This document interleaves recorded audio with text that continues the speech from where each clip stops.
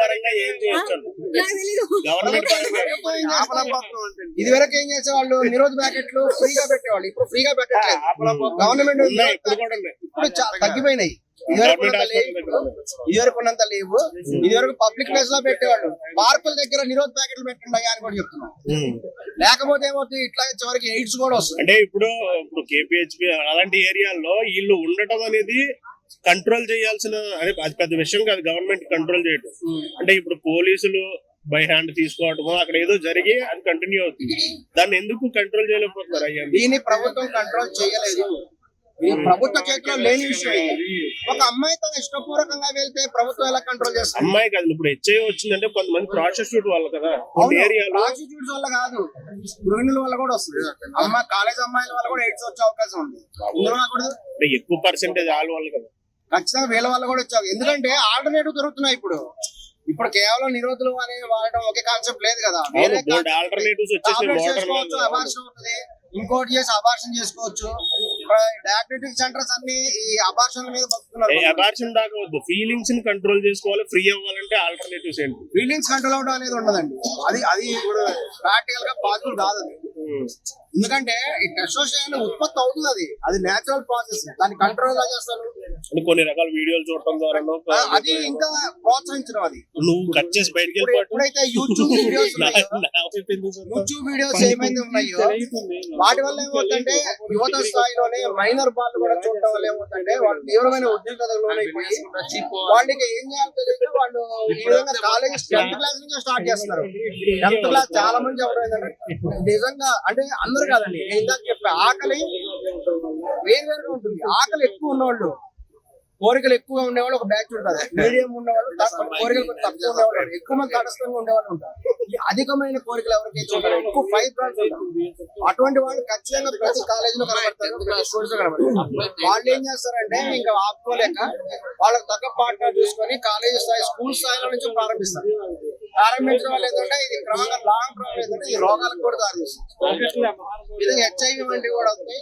మేము చాలా మంది కూడా ఇక్కడ దురదృష్టకరమైన విషయం ఏంటంటే ప్రాస్టిట్యూషన్ అనేది ఒక వృత్తిగా భావిస్తున్నారు, పార్ట్ టైం జాబ్ కింద భావిస్తున్నారు. ఇది భయంకరమైన పరిణామం. ఎందుకంటే వాళ్ళు పార్ట్ టైం జాబ్ లాగా పార్ట్ టైం ఇన్కమ్ చేయడం, ప్రాస్టిట్యూషన్ చేయడం అంటే పార్ట్ టైం ఇన్కమ్ చేయడంగా కొంతమంది కాలేజ్ అమ్మాయిలు, హాస్టల్ అమ్మాయిలు భావిస్తున్నారు. ఇది ప్రమాదకరమైన పరిణామం. ఈవెన్ బాయ్ ఫ్రెండ్ కూడా ఒక రకంగా కదా, డబ్బులు తీసుకుంటారు, షాపింగ్ చేపిస్తారు, ఖర్చు పెట్టిస్తారు, ఎంజాయ్ చేస్తున్నారు వాళ్ళు. అంటే ఫారిన్ కంట్రీస్ లో ఫారెన్ స్టార్స్ అని ఒక వాళ్ళు సేఫ్టీగా డీల్ చేస్తున్నప్పుడు ఇక్కడ ఎందుకు అది జరగట్లేదు?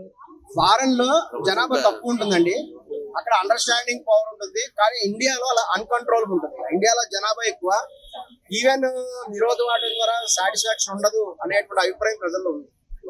ఇది గవర్నమెంట్ ప్రాబ్లం అంటారా? మనుషుల్లో ఎడ్యుకేట్ అవ్వని మనుషుల్లో ఉండటం? దానికి మెయిన్ కారణం నైతిక విలువలు లేకపోవడం. ఇప్పుడు ఒక అమ్మాయి నైతిక విలువలు లేకపోవడం వల్లే కదా ఇప్పుడు ఎవరితోటో అమ్మాయి వెళ్ళి సుఖం పోతుందంటే తర్వాత అమ్మాయి పెళ్లి చేసుకోవాల్సిన అమ్మాయి కదా, ఎవరినో వేరే వాడిని పొందడం అనేది నెససరీ కదా. బిర్యానీ తిన్నప్పుడు కావాల్సిన నీడ్ అది. కాబట్టి సేఫ్టీ లేకపోవడం వల్ల, లేకపోతే సేఫ్టీ లేకపోవడమే ఇంక కొత్త పరికరాలు కూడా ఏమైనా కనుక్కోవాలి. వచ్చినాయి ఆల్రెడీ చాలా. నిరోధక ప్రత్యామ్నాయంగా కొత్త పరికరాలు కనుక్కోవాలి. ఇంకా వచ్చేసి ఉండొచ్చు, కానీ డబ్బులు కూడా కావాలి కదా. కొంతమందిని అడిగితే వాళ్ళు ఆశ్చర్యకరంగా చెప్తున్నారు. వాళ్ళు పార్ట్ టైం జాబ్ చేసి ఎంత వస్తుంది, చాలా తక్కువ ఇన్కమ్ వస్తుంది. ఇందులో ఈ పార్ట్ టైం ప్రాస్టిట్యూషన్ అనేది పార్ట్ టైం జాబ్ గా తీసుకోవడం వల్ల వాళ్ళకి దాదాపు నెలకి 50-60 వేలు సంపాదించే అమ్మాయిలు ఉన్నారు. వాస్తవం. కానీ మనం ఎవరిని పట్టించలేము, ఎవరి దగ్గర ప్రూఫ్ ఉండదు. పోలీసులు కూడా ఏం చేయలేదు. ఇక్కడ వాళ్ళు ఇష్టపూర్వకంగా చేస్తున్నదాన్ని నువ్వు ఎలా పట్టుకుంటావు? అంటే అది వాళ్ళ జీవితం పోవడమే కాకుండా పక్క వాళ్ళ జీవితాలు కూడా పోగొడుతుంది. అవును, అందుకే కదా ధర్మ రక్షిత రక్షిత అంటారు. అనైతిక అధర్మం ఉంటే అది ఖచ్చితంగా ఎఫెక్ట్ పడుతుంది. ఈ ఎయిడ్స్ అనేది ఎందుకు పెట్టాడు? దేవుడే పెట్టాడు. వీళ్ళు విచ్చలవిడిగా తిరుగుతున్నారు పార్కులో విచ్చలవిడిగా అనైతిక సంబంధాలు చేస్తున్నారు. అంటే మీరు అమ్మాయిల గురించి చెప్పారు, వివాహిత స్త్రీలు ప్రాస్టిట్యూషన్ చేసేవాళ్ళు ఉంటారు, వాళ్ళకి నిరోధ అవసరం లేదు కదా. వాళ్ళు ఇష్టం, వాళ్ళకి భయం కూడా లేదు. ఎక్కువగా ఇప్పుడు ఏంటంటే ప్రెగ్నెన్సీ వస్తుందని నిరోధ వాడతారు. ఇప్పుడు ప్రెగ్నెన్సీ భయం లేకపోతే ఇంకా విచ్చలవిడి చేసేసుకోవడం, అది ఇంకా రెచ్చిపోతున్నారు. సో డబ్బుల కోసం ఈ విధంగా, అందుకే పూర్వకాలం ఏంటంటే ప్రత్యేకంగా వ్యభిచార గృహాలు ఉండేవి. ప్రభుత్వం ఏం చేయాలంటే ఇప్పుడు హెచ్ఐవి తగ్గాలంటే అఫీషియల్ గా కొన్ని వ్యభిచార గృహాలు పెట్టేయాలి. ఇవరకు కర్ణాటకలో ఉండేవి వ్యభిచార గృహాలు పెట్టేవాళ్ళు, వాళ్ళు ట్యాక్స్ కూడా కట్టేవాళ్ళు గవర్నమెంట్.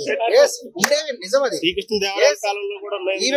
ఈవెన్ 20th సెంచరీలో కూడా ఉన్నాయండి. 20th సెంచరీలో కూడా నడిచినాయి. నువ్వు కూడా కర్ణాటకలో దేవదాసి వ్యవస్థ, కొన్ని వ్యవస్థలు ఉన్నాయి, మరి కొన్ని వ్యవస్థలు ఉన్నాయి. వాళ్ళు అఫీషియల్ గా కర్ణాటకలో వేసావృత్తి ఉండేది. వీళ్ళు ప్రభుత్వానికి ట్యాక్స్ కూడా కట్టేవాళ్ళు.